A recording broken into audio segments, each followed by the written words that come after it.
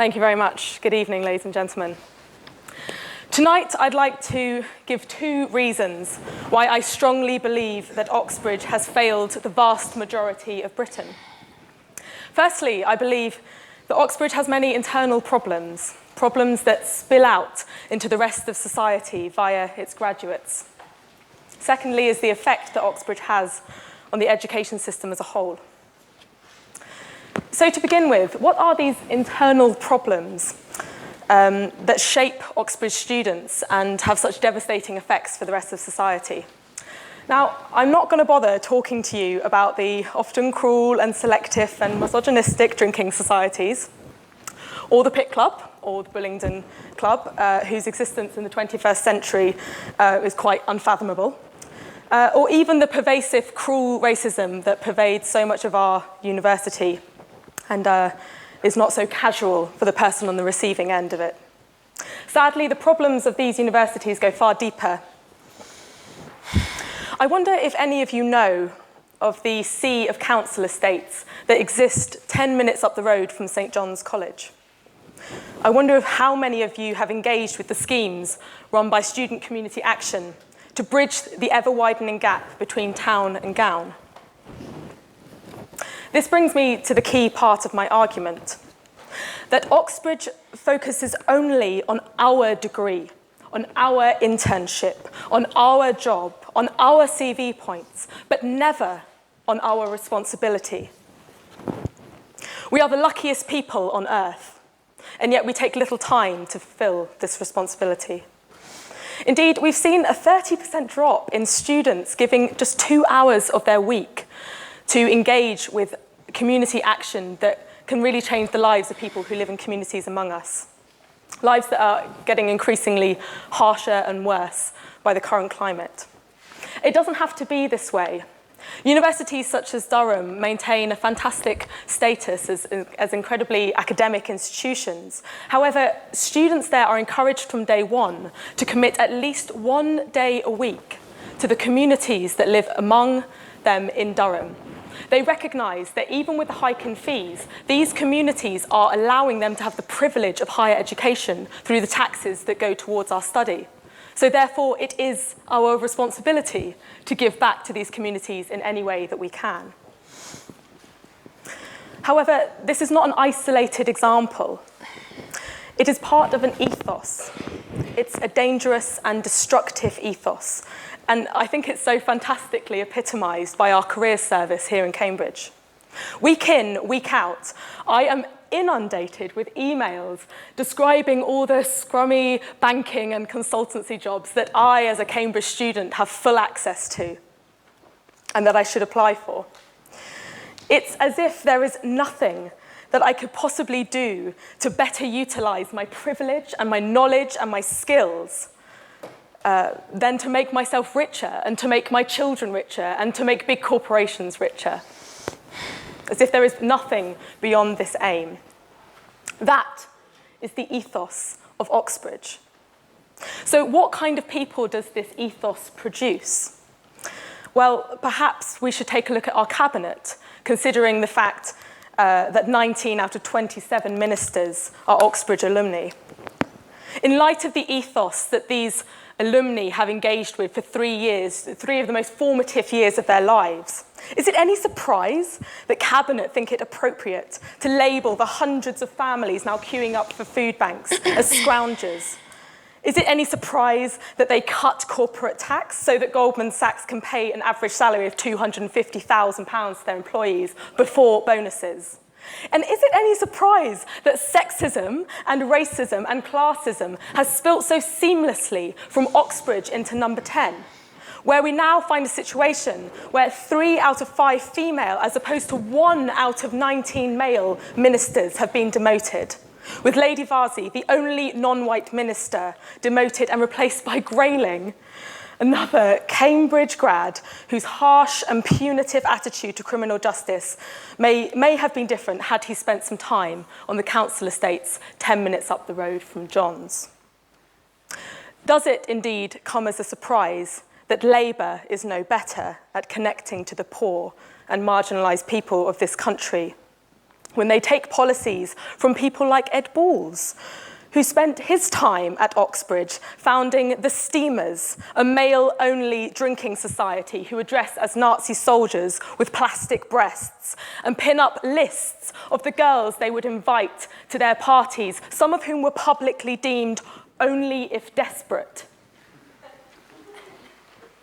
How will we ever have rulers who understand society, who can show compassion, and who know if they are wrong, if they all come from universities that have such a self-centered ethos at its heart, such a lack of diversity and complete lack of push for social responsibility among its students? Moving on to how Oxbridge has affected the education system. It's now quite fashionable for academies in some of the poorest parts of this country to name their classrooms after Oxbridge colleges. It is as if intellectual arrogance is the one and only thing we should want our children to aspire to. It is as if intelligence comes only in one shape and one size, and that social and creative or physical intelligence is useless. And it is also as if the merits of a school lie only in how successful they are at grooming Oxbridge material. What a tragedy for Oxbridge to be deemed the pinnacle of lifetime achievement, with all else placed at second class. And to our new school reforms, devised by a man whose Oxford years taught him to value competition, not collaboration, that dividing children was clearly better than encouraging children, and that entrenching class division would make our country more successful than closing it. Oxbridge has a duty, yes, it has a duty to reform its internal culture, and thus its graduates, and thus the effect that they have on society and on schools and the lives of every generation that they go through. But of course, they will never do this. They will never reform. For as my well-endowed college knows, it pays to get in the rich students who are seeking further wealth. It is on that note that I urge you to support this motion. Thank you very much.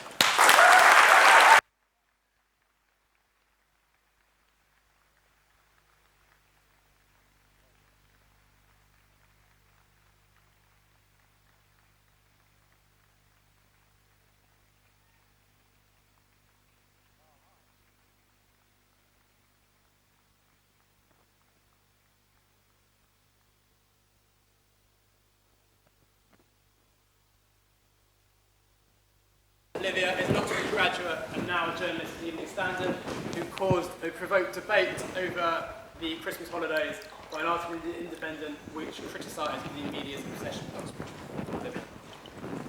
Thank you very much. Has Oxbridge failed Britain? The question took me aback when I first heard it.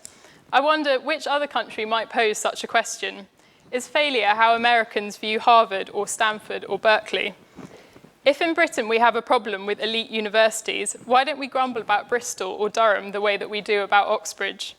Does Oxbridge have some unique role that other universities don't need to fulfill? Or is there something about this place that just gets people particularly worked up? I left Oxford 2 years ago, and I'm increasingly alarmed by the way that people talk about Oxford and Cambridge. Last month, I wrote a piece for The Independent on how horribly misrepresented Oxbridge is in the media. It turns out that I'm far from alone in being frustrated by the casual use of Oxbridge as shorthand for elitist. Yes, Oxbridge is elite in the sense that it's world class, but admissions tutors work tirelessly to be as meritocratic as they can within the context of the patchy British education system over which they have no control. Perpetuating the myth that this place is chock full of snobby crackpot tutors and public schoolboys in tailcoats lobbing bread rolls at each other is not only ludicrous, but also irresponsible. And this lazy caricature doesn't repel private school pupils. It's the state school pupils that it puts off. What could be more counterproductive? I don't want to swell your egos too much. I'm sure they're considerable already. But we cannot speak of Oxbridge's success or failure without mentioning the enduring academic excellence it represents. It has fostered 110 Nobel Prize winners, 41 prime ministers, researchers on everything from famine to cancer, stellar entrepreneurs, historians, mathematicians, actors, poets, and most importantly of all, Britain's finest land economists.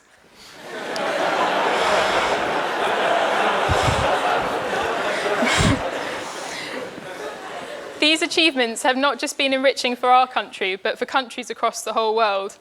In fact, the premise that Oxbridge is just here to serve Britain seems rather old-fashioned. Of all the world's greatest universities, surely they all have a much wider purpose. And it's not just the famous alumni you should consider when wondering what effect Oxbridge has on Britain. The fact that the cabinet and shadow cabinet is unusually cluttered with Oxbridge politics nerds at the moment gives us a skewed view of what most alumni actually do. More Oxford graduates go into education and public service than finance or politics by a huge margin. The Cambridge Career Service told me that the majority of you ask them for jobs with intellectual challenge and a contribution to society, prioritised above salary. Individual alumni may not meet your personal definition of doing the nation proud, but it's hard to deny that from Stephen Hawking to Richard Dawkins, Salman Rushdie to Zadie Smith, Armando Iannucci to Vanessa Feltz, collectively, they're a massive credit to us all. More than ever, Oxbridge is a crucial national asset. Oxford and Cambridge are two powerhouses in a country that is struggling hard to keep up on the global stage. Oxbridge and our other universities punch far, far above their weight, particularly considering the British taxpayer spends far less than all our main competitors on them. The US invests 2.9% of its GDP, and China is aiming to spend 2.5 by 2020. We spend less than half, a paltry 1.1. That our universities hold their own when we invest so little in them is extremely impressive. So Oxbridge maintains its academic prowess year in, year out, represents Britain globally, and fosters alumni who are distinguished in all sorts of careers that benefit British society and the economy. So far, so good, but the main point of contention is the undergraduate admissions policy. It's worth remembering that although we're all preoccupied with British undergraduates, they don't even make up half of the overall student body, and relentlessly focusing on them misses out on so much of what Oxbridge does. Its enterprise and innovation, and its groundbreaking research and publications. So the ubiquitous statistic is only 7% of children are educated at independent schools, and yet they account for 40% of Oxbridge undergraduates. How can I argue that Oxbridge isn't neglecting state schools? Well, let's unpick that statistic. Yes, only 7% of schools are independent, but their pupils account for more than a third of all A-level students who manage 3 A grades or higher. The fact that around a third of undergraduates here come from independent schools is far less surprising when you realise that privately educated schools are a third of all pupils getting the necessary grades. And Oxbridge has to work within a further reduced pool of these state school applicants because of subject choice. 14% of A-grade school candidates, state school candidates, choose courses that Oxford doesn't offer. And when state school candidates do apply, at Oxford, 41% of them choose the 5 most oversubscribed subjects. That 7% statistic is a very misleading starting point. Though Oxbridge does not create these complications, it makes a huge effort to compensate for them. Oxford offers a record-breakingly generous new bursary for underprivileged students and spends £3 million a year, more than just about any other UK university, on outreach activities. Here at Cambridge 20 years ago, fewer than half the students were from the state sector, and now they make up 2/3. The fact that Oxbridge has increased its state intake, while the grade attainment gap between independent and state schools is widening, is testament to its conscientiousness. Also worth addressing here is the representation of British ethnic minorities. Oxbridge is more representative of society than the media would have us believe.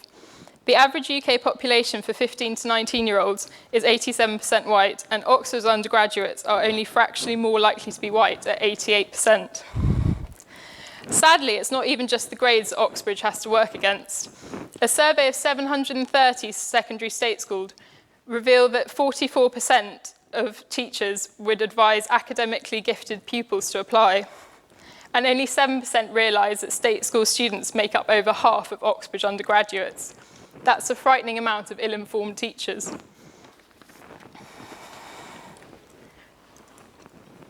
When tutors do receive the state school high achievers thereafter, they carefully take a variety of factors beyond grades into account, including aptitude tests not based on classroom learning, written work, and contextual data that identifies students from deprived schools to invite them for interview.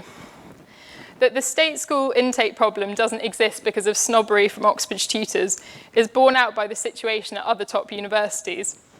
Though they don't endure a fraction of the scrutiny, last year 16 of the 24 Russell Group universities failed to meet their centrally set targets.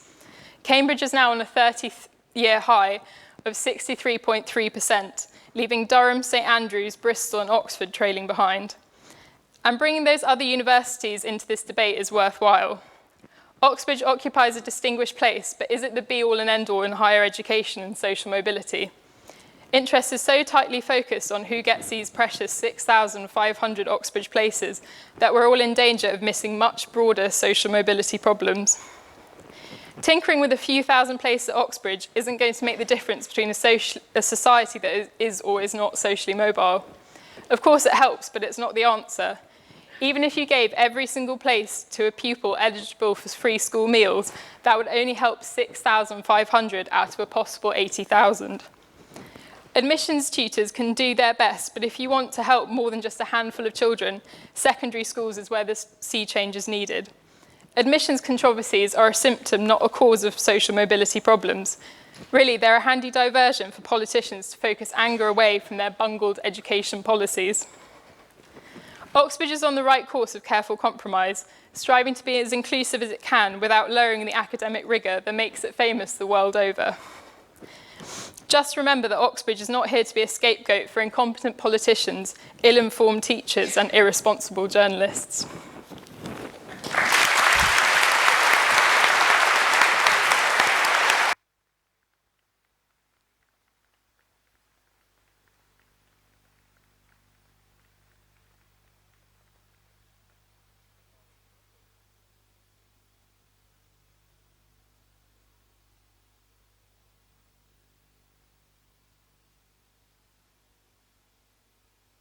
And wait for one of our microphones to reach you so that you will be, people can hear you around the building. So we'll first take a point in proposition of the motion. Over there.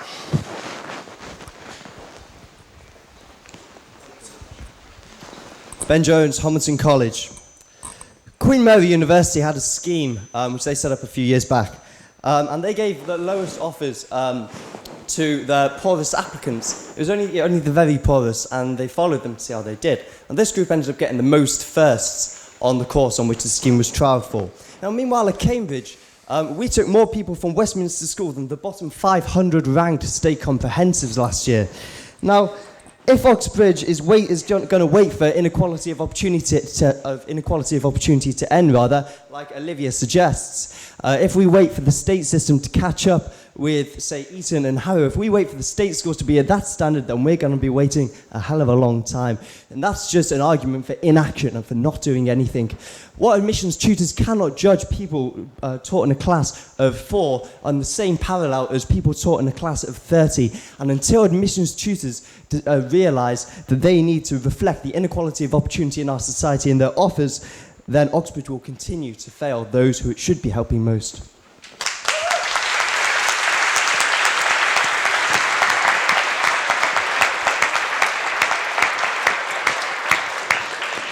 Thank you. Does anyone have a point in opposition to the motion? Down there, please.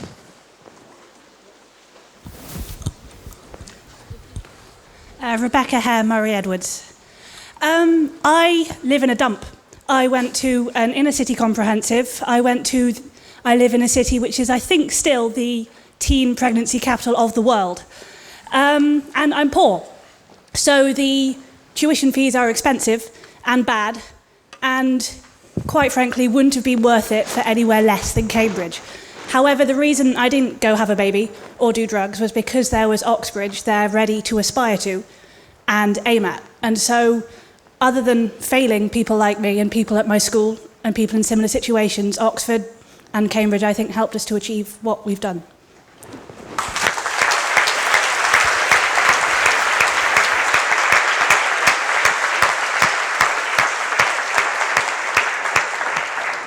Thank Thank you. Will anyone be abstaining on the motion? At the back.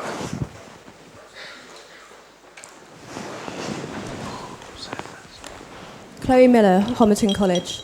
I think that what really sums up my response to this debate is not that I have a particular view, although I do have very strong views about Oxbridge, is that this debate is always hampered by the dichotomy that I don't think is as simple as people make it out to be, that either Oxbridge is full of toffs or that it's simply a centre of academic excellence. And I think we all know here that a central feature of Oxbridge that is more pronounced than other universities is that it's multiplicity, that, and that it's decentralised, and that you can't generalise about one particular you can't generalise about Oxford education based on statistics, because the experience varies depending on what college you are, what senior tutor you have, what director of studies you have.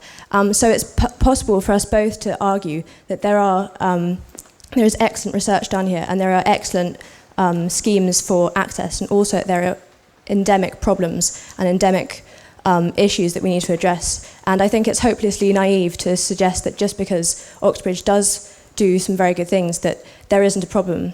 And so I suppose I would reject the paradigm that you can argue these things based on statistics. And another thing I think that is important is that there is a difference between education and institutionalisation of education. So I would argue that I've had a brilliant education at Oxbridge, but I would argue that my degree is a good reflection of that. And that is a problem which we need to address if we're going to understand the role of Oxbridge in this society.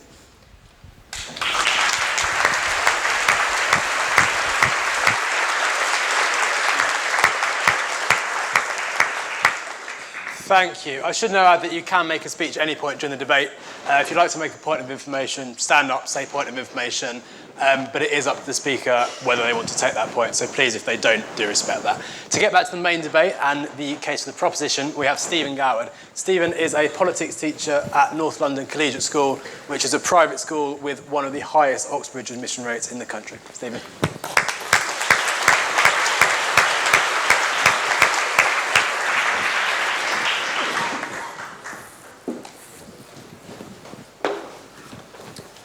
Thank you. Good evening, ladies and gentlemen.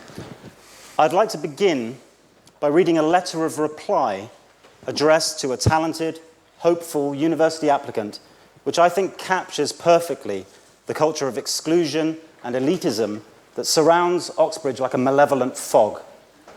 Sir, I have read your letter with interest, and judging from your description of yourself as a working man, I venture to think that you will have a much better chance of success in life by remaining in your own sphere and sticking to your trade than by adopting any other course. That, therefore, is what I advise you to do. Yours faithfully, etc. From the Master of Biblial College, Christminster, to Mr. J. Fawley, stonemason.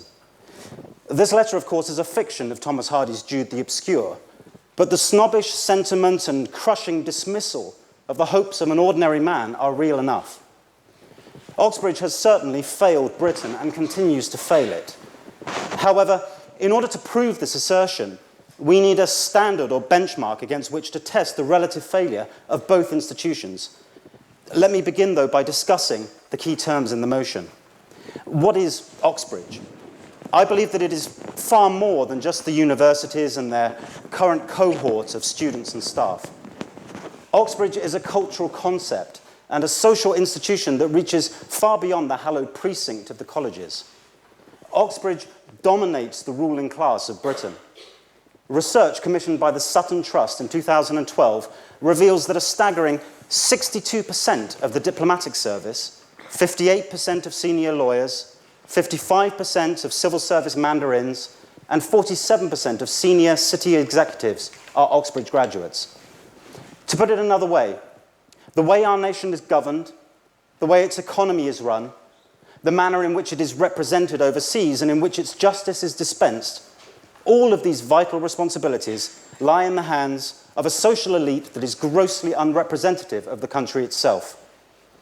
It's interesting to note, by contrast, that just 11% of senior police officers and 12% of high-ranking members of the armed forces have an Oxbridge background. Apparently, when it comes to matters of national duty, risk, and personal sacrifice, Oxbridge graduates are less often at the front of the queue. And what is Britain in the context of this debate? Crucially, I would argue that Britain means all of Britain, all of the people of this nation. Therefore, if we wish to judge the failure of Oxbridge, it must be in terms of its responsibility to every citizen of our country, not just those who have been fortunate enough to read for a degree there. Every builder, every nurse, every factory worker, all of these people have contributed through taxation over many years to supporting the education of an elite that includes relatively few of their own socio-economic group. In Marxist terms, Oxford and Cambridge have exploited the surplus value of centuries of labour on the part of ordinary Britons. Yes? We all contribute in our taxes to all sorts of things that we don't happen to use. I'm not necessarily ill very often, but I'm still happy to contribute to the NHS. Maybe, I think it's perfectly reasonable that people who don't necessarily want to pursue perfectly reasonable that people who don't want to pursue an academic career, who want to do something equally valuable and in fact far more necessary, should still contribute so that as a society we are more educated, more cultured, so that vital research can go on. And I'd also like to point out that we're paying for all the universities in the country. Why is Oxbridge particularly singled out as an exploiter there? Why aren't all universities bad? Why aren't schools bad for people who don't have children? We contribute to things we don't use. That's just how taxation works.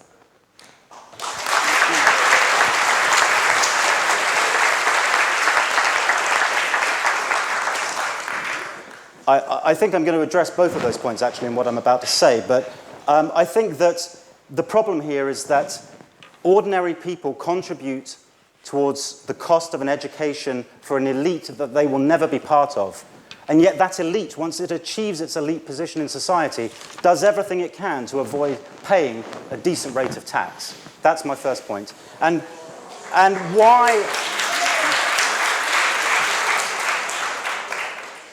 why Oxbridge more than other universities? Because the statistics speak for themselves, as I shall show you. Oxbridge is grossly more guilty of disproportionate access, favouring the elite over ordinary members of society. To continue, to paraphrase the Russian anarchist Kropotkin,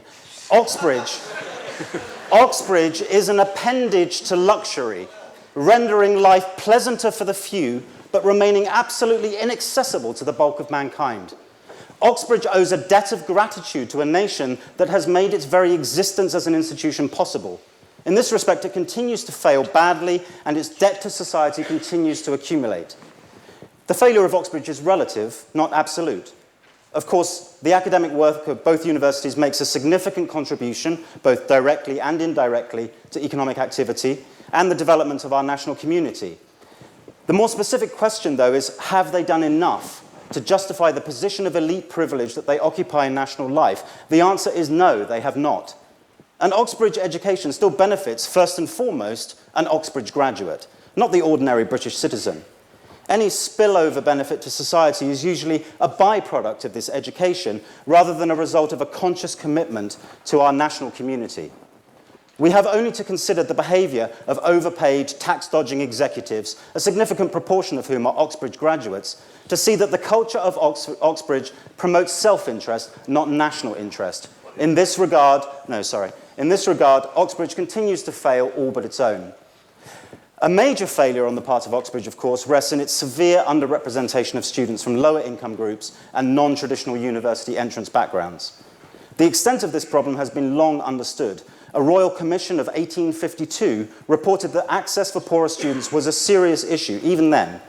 By 1961, the average number of Oxbridge students with a state school background was still just over 30%, compared with 63% across the entire university sector.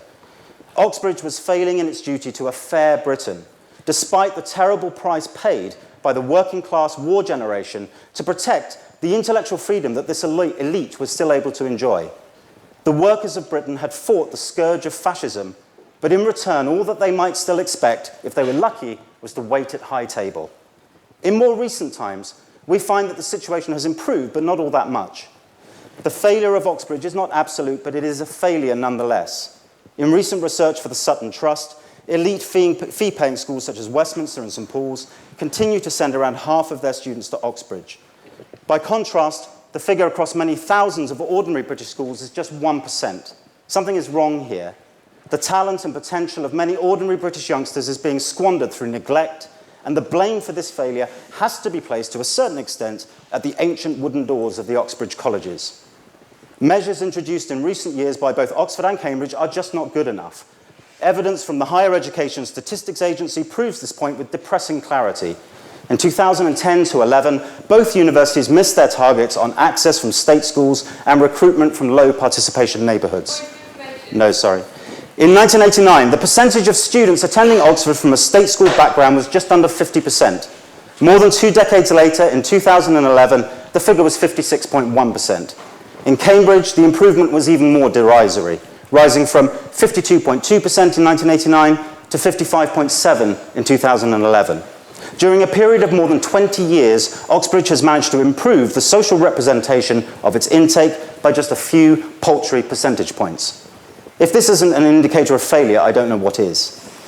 At the same time, whilst the raw intake from independent schools has decreased slightly in this period, any slack in the system has benefited the rising total of overseas entrants, whose number has nearly doubled on average across both universities. Has Oxbridge failed Britain? The answer is a resounding yes, but you don't need to worry about that if you're a wealthy foreign student. The statistical and historical evidence is compelling, but I promised a more specific benchmark against which to judge the failure of Oxbridge in its duty to Britain. This benchmark exists. It is a moral standard of conduct and society provided by the liberal philosopher John Rawls in his difference principle. This principle states social and economic inequalities should be arranged so that they both A, are to the greatest benefit of the least advantaged persons, and B, are attached to offices and positions open to all under conditions of equality of opportunity. In other words, where privilege and inequality exist, they must work to the benefit of the least well-off, and such positions of social advantage and power must be truly open and equal to all, whatever their origin and wealth. Rawls's benchmark of fairness seems a reasonable one for a liberal, progressive society to aspire to. And in this noble aspiration, Oxbridge should be taking an active, meaningful lead. Private school applicants constitute just 8% of UCAS numbers. The proper target for state school Oxbridge intake, then, is obvious. It is 92%. When Oxbridge has truly done its part in helping to reach this figure, then, and only then, will we be able to say that it has not failed Britain. I beg you to support the motion. Thank you.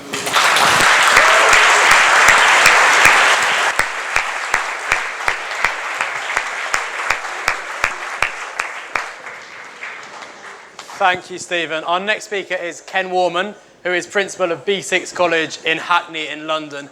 Ken and his college are often referenced in the media as a result of their initiatives aimed at helping Oxbridge potential students get to Oxbridge. Ken. Thank you.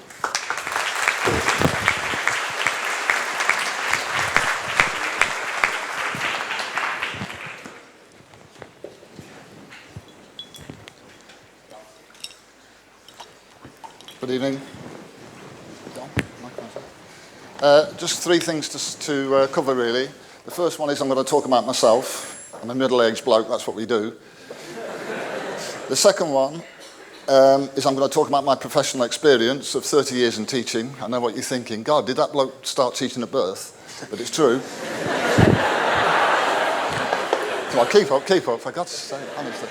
And then the third one, I want to draw some general conclusions. The first one is, I just want to talk about my background and give you an example. I was brought up in Nottingham. Anybody here from Nottingham? I rest my case, I'll sit down. I was brought up in Forest Fields, which is Dogruff.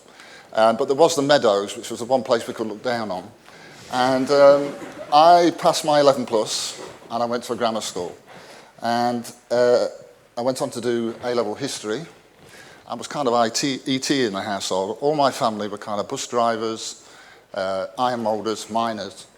And it would kind of, they'd come in, my uncle would come in, he'd say, he's in the kitchen, go and have a look. And the next one, because I was academically doing all right. So at 16, I went into study A-level history, and my teacher, Christopher Morby, I remember him very well, gave me this book. Does anybody know it? To the Finland Station by Edmund Wilson. Tremendous book. And I read chapter 9, which is called Grinding the Lens by Marx and Engels. Don't know what it means. And I read it, and I didn't understand a bloody word. But I thought this was really exciting stuff. And I've never stopped reading and studying ever since. I still don't understand it, but there we go, plenty of time to go. But it had really got me fired up. And he said to me, you should apply to Oxford.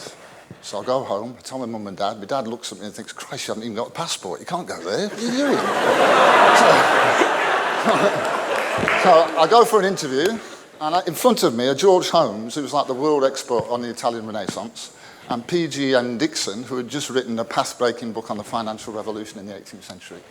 And I sit there during the interview, and we talk along, and then I'd answer this essay about the Levellers, a radical group in the New Model Army, Oliver Cromwell's New Model Army. And George Holmes said to me, he said, I think, so what you're saying is that the Levellers are early socialists. I said, no. I said, they're petty bourgeois property owners, more like liberals. P.G.M. Dixon, who I have to say was 65 at the time and just had his first daughter called Aurora, was not a man of the left. But he nodded furiously at George because he thought, this guy doesn't know what he's talking about, but he's got a bit of spirit. And that was always my experience. So I went to Oxford, and I didn't like it. I'd do anything to win a debate, you know, while I'm here. But so I went to Oxford. I didn't like it, but I thought the education was absolutely fabulous. And I got a hell of a lot out of it. I didn't feel the tutors were snobbish at all, apart from once when Peter Dixon said to me, I did a gobbit on Rousseau, and I said, Rousseau comes up with the answers. He said, stop, Warman, you've been reading the Daily Mirror again. So the other thing I always remember from the interview, actually, was that the Oxford course of modern history, and it was something like 500 AD to 1939. So they said at the end, have you got any questions? I said, how come it's modern history? It stops at 1939. And Dixon looked at me, he said, well, Warman, he said, anything after 1939 is mere journalism. I like your style. Yeah. So then I went into teaching, and ever since then, I went into teaching, I was going to revolutionise the world. So I go into colleges, and I say, I'm going to get our people into Oxford and Cambridge. It's quite shocked, really, because some teachers weren't so keen on that. One of them was a misguided liberalism, that if everybody can't do it, nobody can do it. So I won't have any truck with that. And the second one was some of them shared some of the prejudices that other people do. They hadn't been there, they didn't know what it was like, they put people off. And I found that very difficult to cope with. So some of you need to go into teaching, because we need more Oxbridge graduates in teaching to dispel these myths. And don't go into a paunchy public school, come into the inner cities and the poor areas of our country. That's what you need to do. So I went to Wakefield. We never got anybody into Oxbridge, I'll confess that, and I was there for 14 years. But whenever we got the letters back, it would say something like, Marcus works sedulously, his analytical powers are slightly shriveled, and his reading is rather limited. And you think, yeah, you're bloody right. It's complete, that's Marcus. So I never felt bad about that. I never felt bad about that. So I then went to Bridgewater. Is anybody from Bridgewater? I don't think so. Bridgewater, I went to Somerset for an interview. I thought I was going to a rural idyll. It's known as a smelly town because there's a chemical factory right in the middle of it, and there's just fumes everywhere, right in the middle of Somerset. But there's a council estate across the road, and we got Raymond Newman into Cambridge to study English literature. Tremendous. And he went on to write scripts for the BBC. Fantastic achievement. Raymond was very clever. I remember I was teaching A-level politics Friday afternoon. I'm waxing lyrical. We're teaching feminism. And I said, what's the difference between sex and gender? He said, Ken, you can't have gender. That's about at all. He shriveled. At that moment, the class was finished. So I then went to Tower Hamlets in the East. Well, I've been through Tower Hamlets in the East End of London, the most deprived borough in the country. 2004, we got 3 into Cambridge, 1 didn't get in, 1 to study English at Girton, and 2 others in Clares. Tremendous breakthrough for the community. You can't believe what that meant to the Bangladeshi and African Caribbean communities of Tower Hamlets, and we shouldn't deprive people of that excitement. Because it's not just about those three, it's about everybody else thinking we can do it. And one of them, Anton Chambers, got 2 A's and a B to go to Claire's. I spent 3 days on the phone with our mission tutor. She was scared stiff. She said, Ken, I'm going to argue for him to come. But if he comes, my neck's on the line here. And he went. He got a first in law, and he's in a big law firm in Canary Wharf now. And he's going the rounds doing all sorts of mentoring and speaking. So it shows you just what can be done. And the colleague over there who mentioned Queen Mary, I just want to tell you one other story. We did a lot of work with Queen Mary on the Ocean Estate, which is across the road from Queen Mary, University of London. And there was one fantastic moment. We used to do lots of projects, and one of them was on English literature. And one of your lecturers from Cambridge came down there. And there was a group of Bengali students, girls, sat round. And she said, have any of you been to Stratford? Yeah, we go every Saturday, miss. She said, oh, I'm so impressed. This is lovely. She said, every Saturday? He said, yeah. She said, the home of Shakespeare. They said, nah, Stratford Shopping Centre. But it was a lovely moment of misunderstanding. But it was tremendous. So I was in Tower Hamlets for that period. And then I ended up in Hackney from 2006 as principal of BSix, as you've been reminded. It's the 4th most deprived borough in the country. I thought it was going up in the world. Moved from Tower Hamlets from the 1st to the 4th. And we've been working on admissions to Oxbridge with Peter, who's going to bore you in a minute. And even more than I am, which is saying something. And we started a scheme called Pembroke, working with Pembroke College, which is an academic programme. We've got a red room, which is a reproduction of a Don's room, but it's far smarter than that. And includes a summer school. And since 2010, we've been getting students into Oxford and Cambridge. 1 a year, but that's a big breakthrough for us. And as a result, Russell's group entrants have gone... no, I'm not interested. I think information clouds the mind, you know, it gets you confused. Yeah. So, Alan Bakari went to Queen's College, Oxford in 2010. He came to the college with no qualifications whatsoever. Most universities wouldn't have touched him with a barge pole. Oxford took a risk because they could see his academic potential.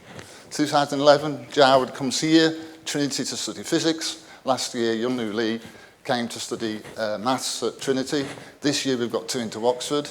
Mahmood, who was interviewed today, said he came to the college, didn't even think of going to university. And the second one is Asta Dibati, whose English is her 4th language, going to study modern and classical history at Brasenose, Oxford. So I've got 1 minute remaining.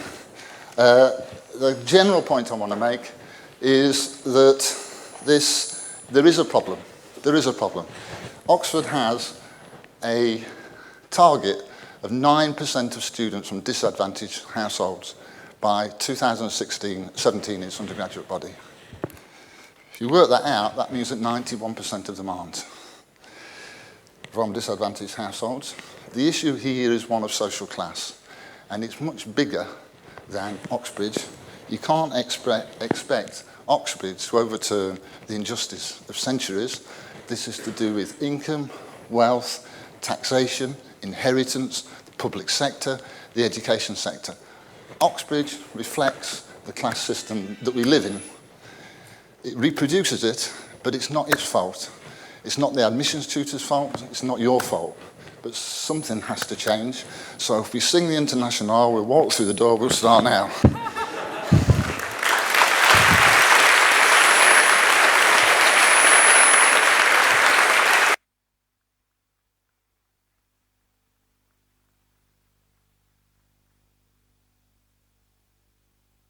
Now, just one thing, just the glib answer is, if you say, has Oxbridge failed British society? The answer is no, British society has failed Oxbridge.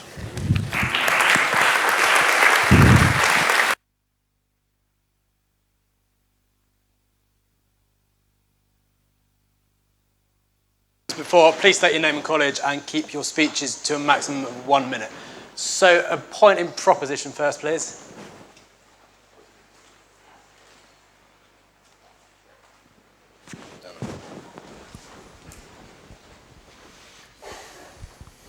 Hi, my name is Prezo and I'm from Homerton College. And regarding the ethos and the culture of Oxbridge and how it's not community looking enough, I thought maybe I could reflect on my undergraduate experience at Princeton. And so it would be quite hypocritical of me to say that there wasn't something good about Oxbridge that drew me here to study. But when I reflect on what Princeton was like, I do think it is very true that there is very glaring absence of an emphasis on civic engagement in this institution.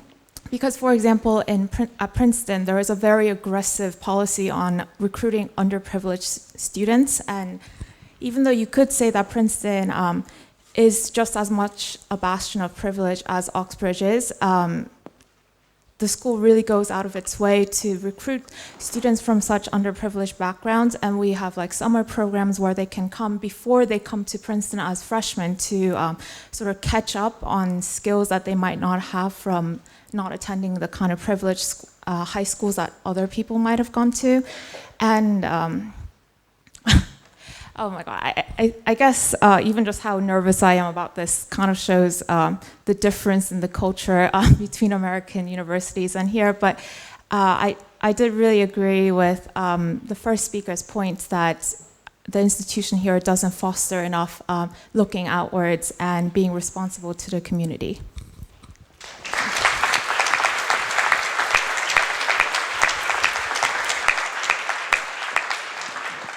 Thank you. Would anyone like to make a point in opposition? Down there. Stand there, sorry.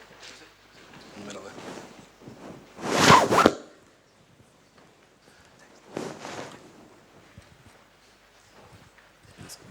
Harry Peto, Clare College. I'd just like to clarify that I think almost all of the arguments from the proposition have been about how Oxbridge has been socially exclusive and how poor people don't come here.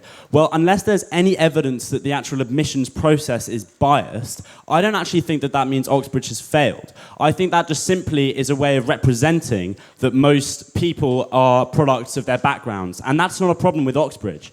And moreover, the fact that Oxbridge spends an enormous amount of time, money and effort into outreach programs, many of which are successful, admittedly some of which are not, I think is a step further than most other universities anyway. I think recently Bristol had more private school people, but people don't seem to complain about that just because it's not on the top end of, academic ability. I think, let's say we made an admissions process whereby we had people who were poorer come in even though they weren't as able. They would just find themselves being kicked out of the institutions at the top anyway. The fact that judges are mostly Oxbridge is just because, they've been brought up in wealthy backgrounds, which are better at getting them into Oxbridge. I think, okay, maybe we could do more in terms of outreach programs, but I'm not even sure that that's Oxbridge's role. I think that the main problem is actually to do with what happens before that, what happens at the schools. Thanks.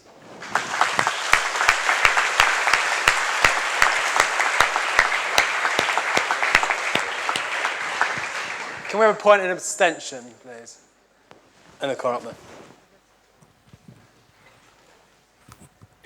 Hi, Maeve Slattery, Robinson College.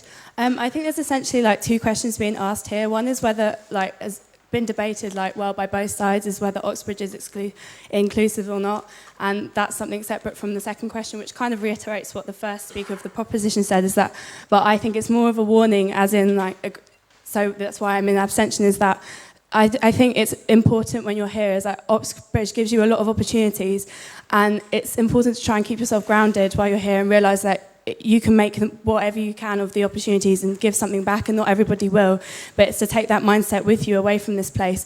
And it's really comes down to whether the students and the graduates, people make what they do of the opportunities. So you can say that Oxbridge has failed or hasn't failed in that aspect, but it comes down to the people within the place. It's not just about the admissions.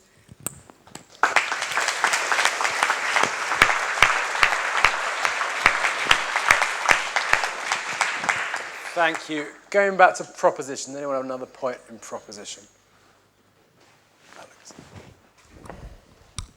I think the last few points have been very focused on access and whether Cambridge is accessible to people from underprivileged backgrounds, which is obviously a very important question. But I think there's also a wider question of, are Oxbridge graduates, or the culture of Oxbridge, is it responsible towards the rest of society? And when you look at the culture of privilege that's epitomised in things like drinking societies and how that becomes the old boys club that runs the House of Commons, I don't see how you can not think that culture of privilege has fostered irresponsibility in the highest echelons of business and politics in the UK, which is definitely failing Britain.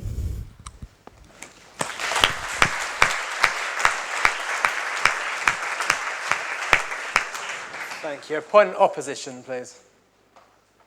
Just over there.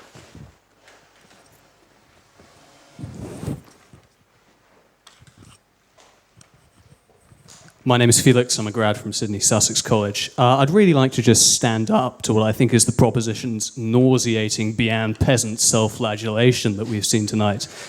I don't know about you, but I worked incredibly hard to get in here, and I'm sure all of you did as well.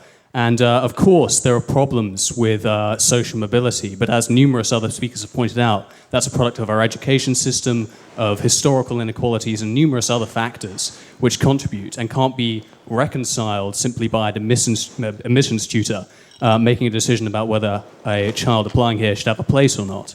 The fact is, these universities are fantastic. They're world-beating. You wouldn't come here if they weren't. They wouldn't be such a success. David Cameron, Ed Miliband, Nick Clegg, they wouldn't all be products of Oxbridge, leading our society, whether you like that or not, if they had not got this fantastic education. The fact is, Oxford and Cambridge take the best and the brightest. They look at your grades, they look at your ability, they look at how you do in the interview. And they take all that into account, and they choose people not on the basis of how wealthy they are, not on the basis of whether they're black or white, what school they went to.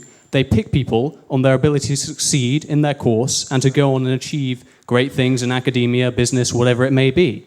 And I think that's good. That's what I understand as a meritocracy, not something where you're judged or given better chances because you've come from a poorer background or you've had certain disadvantages, but that everyone is equal in their chance to get in. And yeah, we can try and do things about that. But can you draw a speech to a close, please? Yeah, well, that's pretty much it.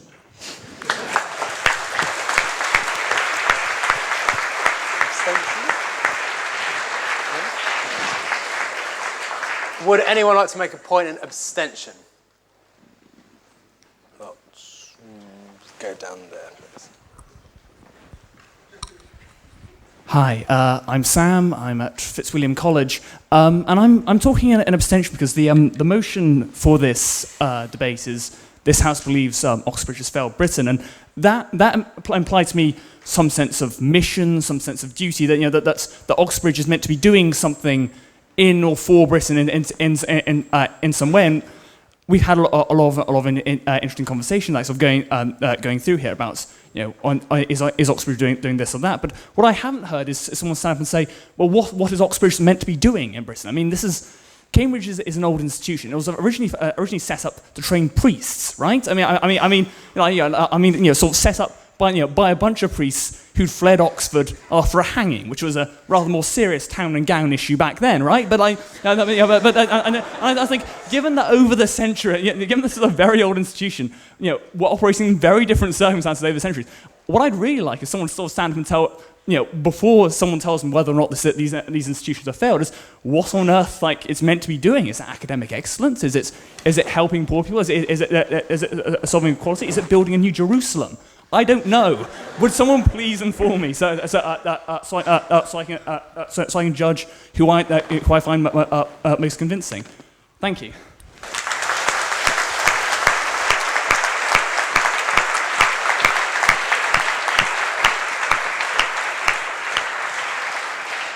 Thank you. There were quite a few hands still up, so we'll do one more quick round. Going back to proposition, please.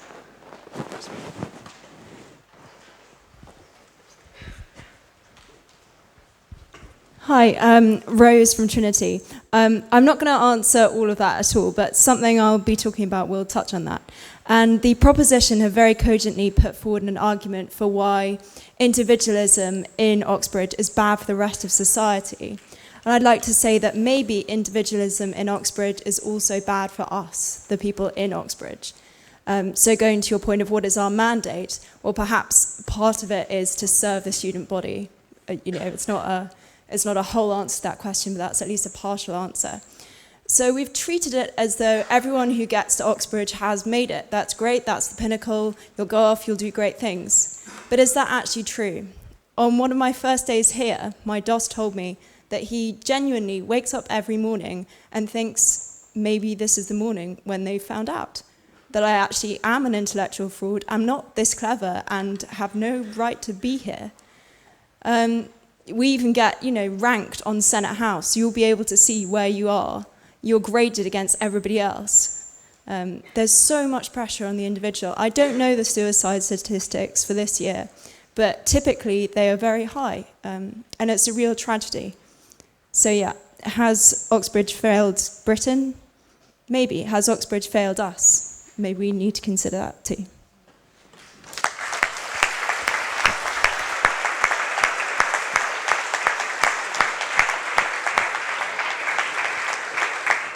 Do we have a final point in opposition to the motion, please?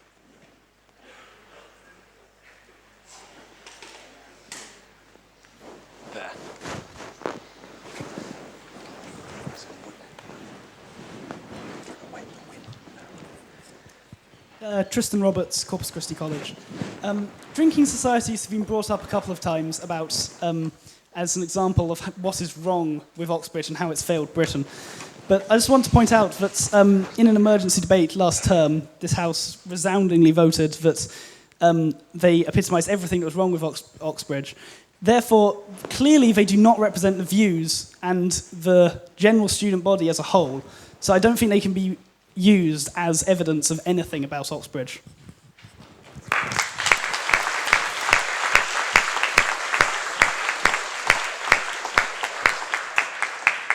And a final point in abstention, please. Just over there. So I'm Ted, I'm from Caius College. I was quite impressed by the example that Ken used of someone who had done quite well, who was from a state school, had gone to Oxford, I think it was, and then became a fancy city lawyer, but was touring around schools and giving people inspiration for access. And I think we've kind of accepted that people who go to really great opportunities like Oxford or Cambridge will be quite successful in life. Maybe we can't do much about the input. Maybe society and the secondary education system is really unfair, and we've got to just do our best with that. But what we can do is something about the output, and about making people who are creating graduates who are perhaps don't have the standard reputation for arrogance or selfishness or self-advancement and really have a sense of duty. So maybe that's the problem. Maybe we should be focusing on input, yes, but we should also be focusing on what kind of people Oxbridge have a reputation for producing.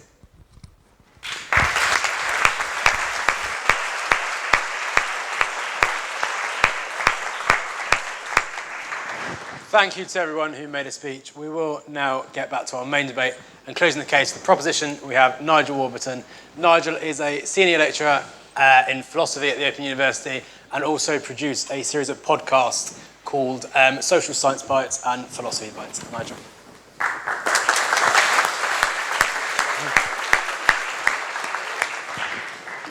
Thank you. I found this discussion rather bizarre because the first two speakers against the motion seem to have come out more or less in favour of it. Olivier began by making excuses based on statistics about why Oxbridge has failed to admit sufficient numbers of students from disadvantaged backgrounds. And Ken has illuminated perhaps why it's so difficult for many students from those sorts of backgrounds to get to the door at Oxbridge. And it's partly because of a linguistic confusion. It's the confusion about what a first-class education means. I mean, many people within Oxbridge have taken first class in the same sense as British Airways takes first class, which means large leather armchairs, a nice glass of champagne when you get in there, and privilege, you jump the queue.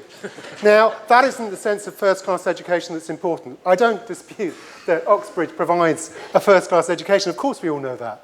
It also has first-class research. It's a world, Oxford and Cambridge are world-ranked universities. Nobody's disputing that. The question is, are they fair in their access policies? Are they doing enough to help people with talent and potential realise that talent and potential? So, what I want to do for the next 7 or 8 minutes is actually say what Oxbridge can learn from football. It's very easy to say the blame lies with the education system, with the primary schools, with the secondary schools. It's only public schools, it's only private schools which can deliver coaching of a kind which will allow people to mature into the 18-year-olds which will benefit from Oxbridge. And you wash your hands of all the issues about why that's so and whether there are kids who've got great potential being left on the side by the system. Well, look, in football they don't do that. Nobody in football says, look, isn't it terrible how our schools aren't teaching football well enough? We'll just wait until 18 and see if a Jack Wilshere pops up or if a David Beckham pops up. No, they go out into the community, they scout. Yeah, I'll take your point. I mean, they would normally say the academies, which are the equivalent of secondary schools that favour them. So Manchester Academy is probably not the best example because they've got a lot of English players, but Manchester City, Chelsea, to some respect there, they're not providing English players who then go on to represent the national team. That's the same with the secondary schools. They aren't producing the calibre of students that Oxbridge is looking for. Interesting point. Now, I'm not just talking about academies well named at football, perhaps better named than some of the school academies. What happens with football is they send out scouts. These aren't scouts in the Oxford sense, or bedders as you call them. These are real scouts that look for talent and find people, which is obviously a combination of nature and nurture. They find kids at a very young age who have potential. And a very large number of those are coached at expert level by some of the best coaches in the world. Once they've been scouted, they're given trials and so on. And these kids' talents are developed. Now, they're not just developed on a single visit to a school which inspires somebody to play football. These kids play football 3 or 4 times a week for a couple of hours at a time. They do their 10,000 hours that allows them to become experts in football. You know, they develop expertise by the age of 15 or 16. By the age of 17, they're good enough, some of them, to play for Premiership teams. Others drop by the wayside. But most of them are given a chance in these development schools to acquire skills at a very high level. Now, why aren't we, as educators, going out into the communities like that? Why is it only football teams that do this? Of course, we're going to hear these great success stories. I'm sure some more will come this way. But they're a sticking plaster on an open wound.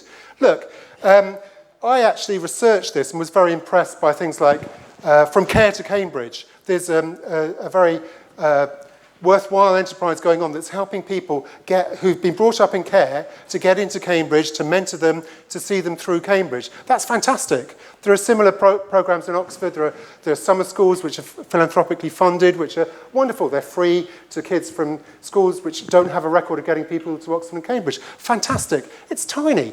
And most of these things are a day or a week. They're not a regular 3 or 4 times a week education. I believe that Oxford and Cambridge have a moral duty, not a legal one. We have some of the best academics in the world here who have the potential to go out and oversee education of a very high level for those talented kids, many of whom are as hungry to be intellectuals as young would-be footballers are hungry to be footballers. We owe it to them to unleash their talent, to at least give them a chance to realise their talent. Who thinks expertise is just a matter of lighting a fire to think that they're going to get into Oxford or Cambridge? That's unrealistic for most kids. Yeah, I'll take your point. Do you not feel that academic research is good use of that talent? Sorry, whose talent? The kids, I'm talking about the talent, the unrealised talents of young children. The academics. Do you not feel that the academics should be engaging in the world-changing research that they do? In a research-led institution? That's very interesting. I think there are different roles of an academic. One thing that happens with football is that young kids are inspired because they see the world's best on television, particularly if they've got Sky TV, as most people seem to these days. They see the world's best footballers in action. Oxford and Cambridge have world-class researchers, very few of whom are acting as public intellectuals. They have, I believe, a role responsibility not just to turn inwards and do their research, but to speak to the wider population and thereby light those flames which may end up with this amazing burning ambition to get into Oxford or Cambridge, or may be falling on deaf ears, these amazing pronouncements. But I think there is a responsibility for academics to get out there. People do high-level research, But teaching is part of the role of an academic. Don't people teach in Oxford and Cambridge? They don't just go off to their labs. They don't just go off to the library. They teach people. They believe that it's important. And I'm not saying that academics should be going out and doing the teaching. I'm saying they can oversee a system which could allow people to flourish and develop and get into this place, not because they happen to have been coached at a public school, but because they've got talent, because they've got application. Isn't that the point of the school system? That is...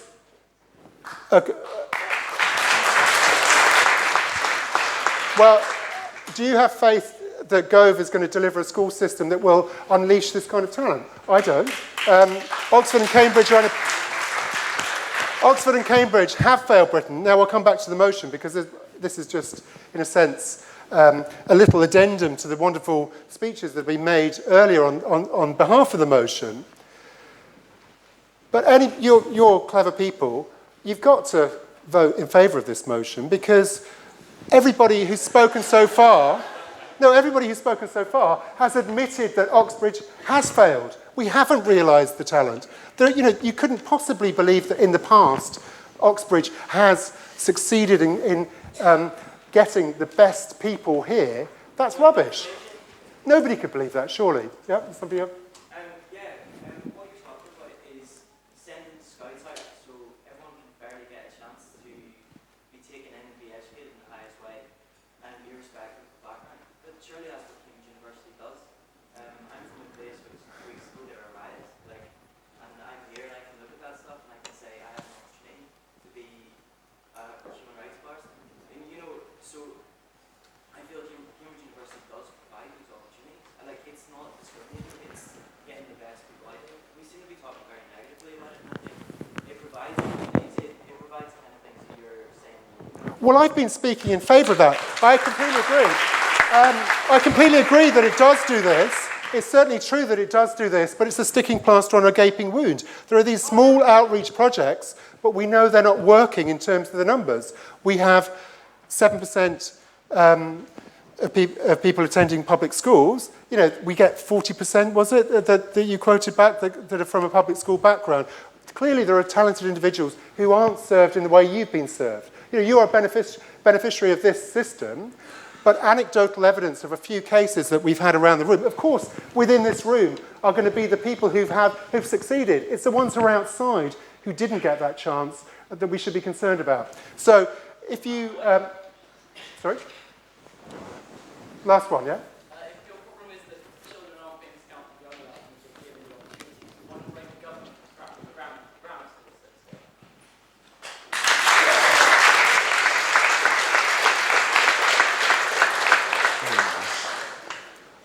What I was suggesting, if we take the model of football, we're not talking about full-time football playing. We're talking about something that goes on in free time that inspires footballers. They do 2 hours a night after they've done their schooling and played football at school, some of them.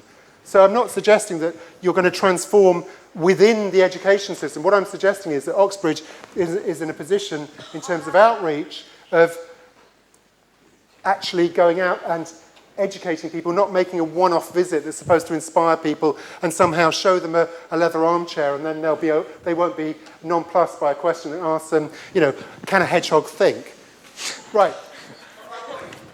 Unless, no more time. Unless the outreach projects, which are admirable, which are going on, are simply counter political pressure, Oxbridge has clearly failed. They're an admission that there's something going wrong. That's what those outreach projects say. Something has gone wrong. Something has gone wrong. Oxbridge has failed Britain. That's why you have outreach projects.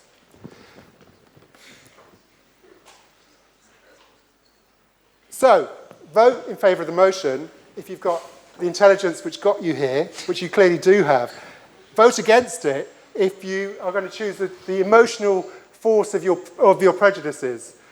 You may have come in thinking that Oxbridge hasn't failed Britain, but it's quite clear that it has. And everybody so far who's spoken has said Oxbridge has failed Britain or implied that. Thank you very much.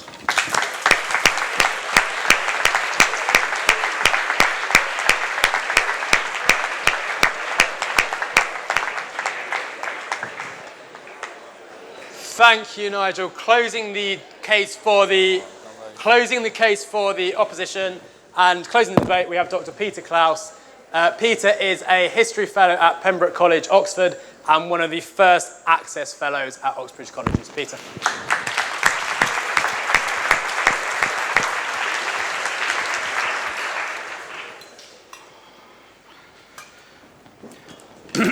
Thank you, Mr. President. I have to say I've had, I think, approximately 3 hours' notice for this. I was coming down the motorway and I was asked to do something this evening, so hopefully I'm better than nothing. But I have to say, imagine my surprise, an Oxford Fellow being asked to speak at the Cambridge Union.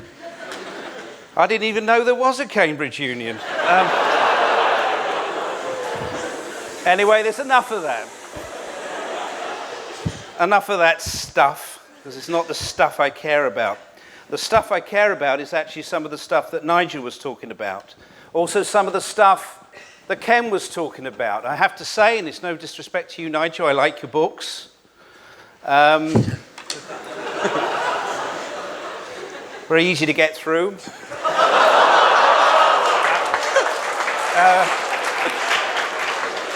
But bringing a philosopher alongside up against somebody who's been working for 30 years in the inner city is a little bit like bringing a knife to a gunfight. What we're about, and if I can carry on the football metaphor, what we're about, Mr. Clough and Mr. Taylor, Ken in BSix in Hackney, me in the prestigious surroundings, so-called, of Pembroke, Oxford, is just as Ken suggested, actually. If Britain is indeed, or indeed the cabinet is full of Oxbridge graduates, it's not a case for diminishing Oxbridge. It's a case for changing the cabinet.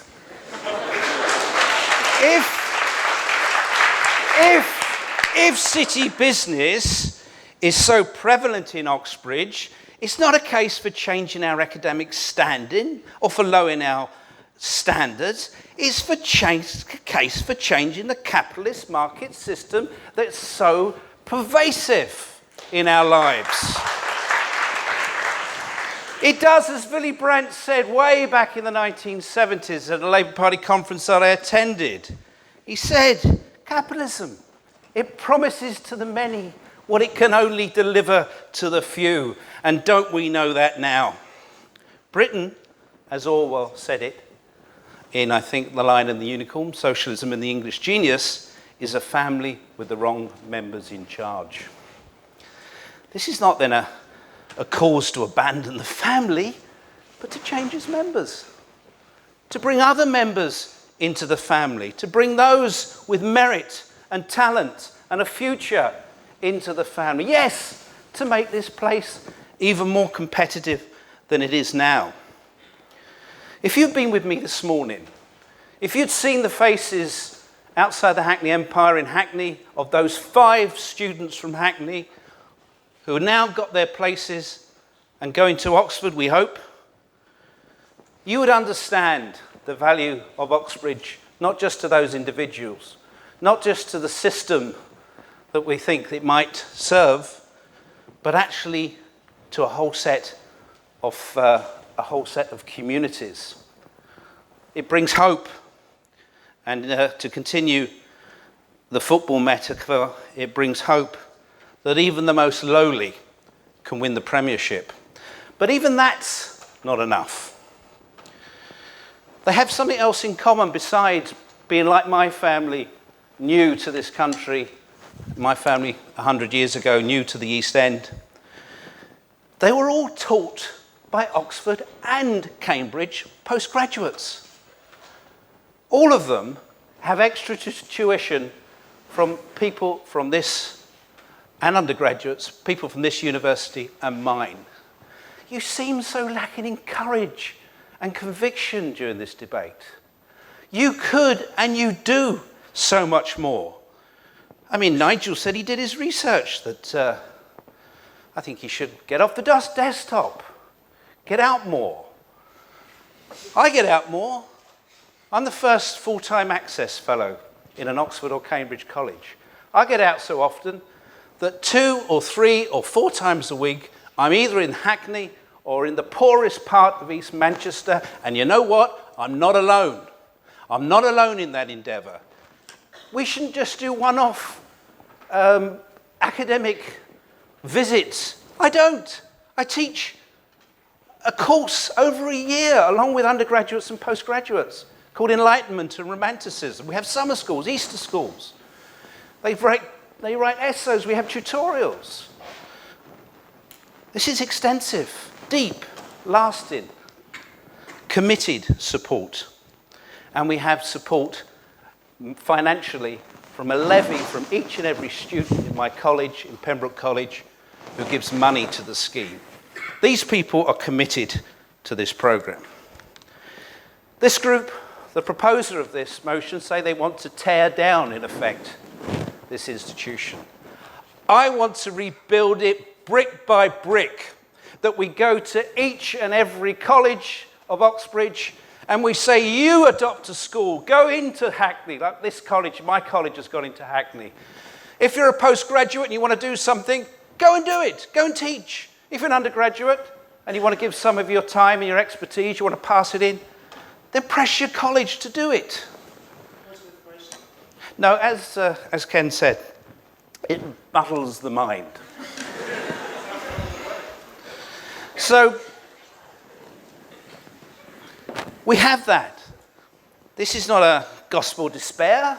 This is not to suggest that the great thing that these institutions give us should not be given to all who can benefit. Surely they can. I left school with few qualifications. I worked in farms and building sites. I worked in labouring jobs for many years before I went to a place called Ruskin College in Oxford, the College of the Labour and Trade Union Movement. And it was at Ruskin College that I discovered something called a tutorial, that you call a supervision. The ability to sit down with an expert in the field and learn in an intensive way. I'll defend that system to the day I die. But I'll also insist, and that's why I go out every week, I'll also insist, like many others of my colleagues, that it's extended to the very best candidate. So we want to spread Oxbridge. We want to, as we've done, take it out to Aston in Manchester, into South Cheshire. We don't want to lower the bar, we want to raise aspirations. As John Stuart Mill said, at the very moment when women were about, as he hoped, to get the vote in 1866, it took a little bit longer, to deny this kind of meritocracy, to deny this kind of access, to not be involved in the processes of widening participation in our colleges is, I think, to offend against conscience and reason. And it's not, as Nigel says, whether you're intelligent. A lot of people are intelligent, and they're not all in this room. Some of them can't even imagine this room. They can't even, like I couldn't, as a student, even imagine what this life was like. We have so many more to recruit, and it seems to me that we haven't done enough, but it seems to me what we stand for is worth defending. Somebody asked finally, what are we for? It seems to me that lack of confidence that came out through the whole debate. I think we are for nothing less than rebuilding our nation and rebuilding our world. You are the ones who are going to be in the driving seat very, very shortly. I urge you to take that responsibility, and I urge you to make this kind of debate a thing of the past. Thank you very much.